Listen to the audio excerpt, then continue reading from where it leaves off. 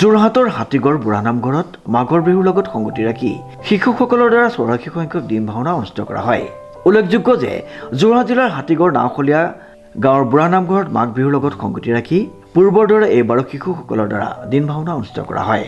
উল্লেখযোগ্য যে গণশিল্পী মঘাই ওজাৰ জন্মস্থান হিচাপে পৰিচিত এই নামঘৰভাগিত প্ৰতি বছৰে মাঘ বিহুৰ দিনা দিন ভাওনাৰ আয়োজন কৰি এক উল্লেখনীয় পদক্ষেপ গ্ৰহণ কৰি আহিছে উদ্যোক্তাসকলে।